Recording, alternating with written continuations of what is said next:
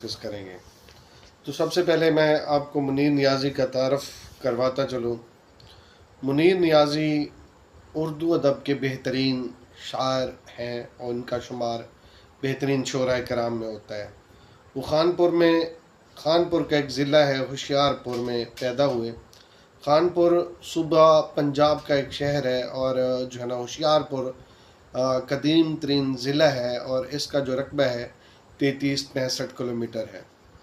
तो अभी वो छोटे से थे, मतलब 2 माह के थे, तो उसके वालिद का साया जो है ना उनके सर से जुदा हो जाता है। तो उनके जो चचा हैं वो उनकी परवरिश करते हैं। लेकिन फिर 7 साल की उम्र में ख़ानदान को छोड़कर सहीवाल आते हैं। सहीवाल जो है ना पंजाब का एक खूबसूरत सरसाब्ज़ शादाब शहर है। उसके बाद जो है ना गवर्नमेंट हाई स्कूल सहीवाल से जो है ना वहाँ दाखिला लेते हैं। मैट्रिक का इम्तिहान वहाँ करते हैं और कुछ अर्सा फ़ौज में मुलाजमत भी इख्तियार करते हैं, लेकिन वो जारी नहीं रख सकते। इसके बाद दयाल सिंह कॉलेज लाहौर में दाखिला लेते हैं। दयाल सिंह कॉलेज लाहौर 1910 में कायम हुआ। ये लाहौर में इशफाक अहमद आप लोगों ने पीछे पढ़ा है, नसर में मौजूद है, वो इसमें एज ए प्रोफेसर काम करते रहे। 1910 में ये कायम हुआ। उसके बाद जो है ना पाकिस्तान के हालात जो थे वो नहायत पुरशोभ थे, ख़राब थे।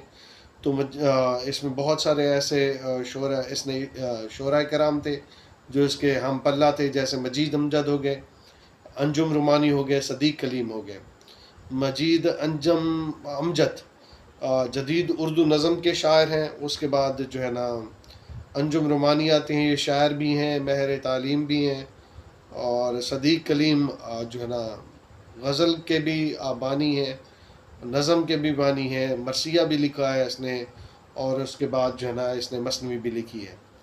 इसके बाद जो है ना इसने इसकी हल्का अरबाब ज़ौक़ की सेक्रेटरी भी रहे ये मुनीर नियाज़ी। हल्का अरबाब ज़ौक़, पहले इसका नाम था बज़्म दास्तान गोयां। हल्का अरबाब ज़ौक़ ये अदबी दायरा था, किसी तालीमी, मजहबी और सियासी से इसका कोई सियासी जमात से इसका कोई ताल्लुक़ नहीं था। इसका पहला इजलास जो होता है 1939 में होता है। मुनीर नियाज़ी ने बहुत सारी उसकी इशात हैं, तेज़ हवा, तना फूल, जंगल में धनक, दुश्मनों के दरमियान शाम और आगाज़ ज़मिस्तान में दोबारा, इस तरह वो सारे लिखे हुए हैं। इसमें देखें इसे हुस्न कारकर्दगी का अवार्ड भी मिला है। 2005 में इसे सितारा इम्तियाज़ से भी नवाजा गया।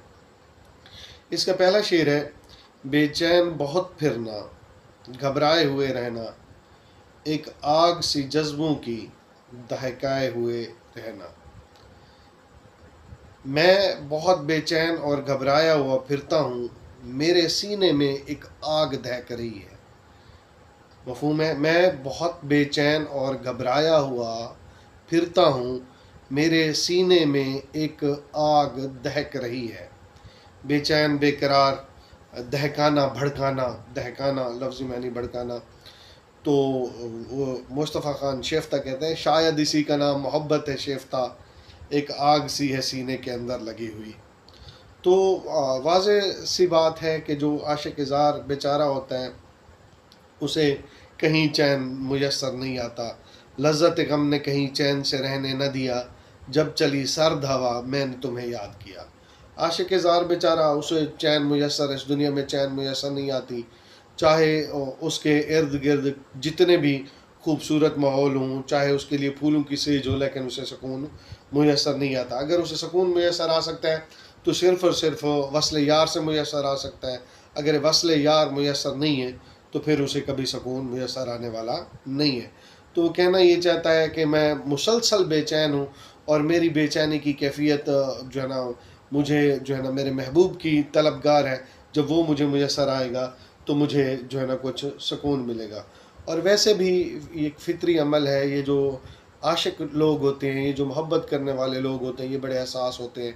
छोटे छोटे मामलात पे मतलब ये बड़े अफसरदा हो जाते हैं। वो कहते हैं ना, हम खस्ता दिल हैं तुझसे भी नाजुक मिजाज तर, त्यूरी चढ़ाई तूने तो यहाँ दम निकल गया। मतलब हम इतने बर्बाद हाल हैं, तेरे माथे पर बल आए, हमने समझा तो हमसे नाराज़ हो रहा है, तो हमारी सांसें रुक गई। मतलब ये वैसे बहाने ढूंढते हैं, थोड़ा सा महबूब खफा हो जाए तो रोने धोने लग जाते हैं। इसी वजह से मुनीर नियाज़ी भी यहाँ पे यही कह रहे हैं कि मेरे सीने के अंदर जो भांबड़ जल रहा है तो इसमें मुझे सुकून मिलने वाला नहीं है। ये सुकून तब मुझे मुयस्सर आएगा जब मेरा महबूब मुझे मुयस्सर होगा। तो डॉक्टर असलम अंसारी कहते हैं, उसकी एक नज़म का उन्वान है मेरे अजीज़ो तमाम दुख है। तो ये सारी ज़िंदगी दुखों और अफसरदगी में रहते हैं। तो बहरहाल इस पूरे शेर को अगर आप डिफ़ाइन करेंगे तो आप बताएंगे कि जो है ना आशिक ज़ार बेचारा बहुत ज़्यादा परेशान है और उसकी परेशानी की वजह क्या है, वो क्यों परेशान है, और आप फिर बताएंगे कि उसके महबूब का ना मिलना, महबूब की जुदाई और छोटी छोटी बातों पर मतलब आशिक ज़ार का अफसरदा हो जाना, थोड़ी सी महबूब की लापरवाही ना उसके लिए नाकाबिले बर्दाश्त होना। दूसरा शेर है, छलकाए हुए चलना खुशबू, छलकाए हुए चलना खुशबू लबो लैलैन की, एक बाग सा साथ अपने महकाए हुए रहना। मेरा महबूब, या आप कह सकते हैं मेरा महबूब अपने सुर्ख होंठों से खुशबू बिखेरता फिरता है। मेरा महबूब सुर्ख होंठों से खुशबू बिखेरता फिरता है और उसे देखकर महसूस होता है कि वो अपने साथ एक बाग लिए फिर रहा है। यहाँ पे अगर आप देखें तो महबूब के हुस्न की तारीफ़ की गई है। महबूब लबो लैन सुर्ख होंठ, छलकाए मुकम्मल भरा हुआ, महकाए महकना, बिखेरना। अब यहाँ पे शायर मुनीर नियाज़ी जो बात कहता है वो कहता है कि महबूब के हुस्न को बयान करता है। वो कहता है, सर से पाँव तक वो गुलाबों का शजर लगता है, बावजू हो के भी छूते हुए डर लगता है।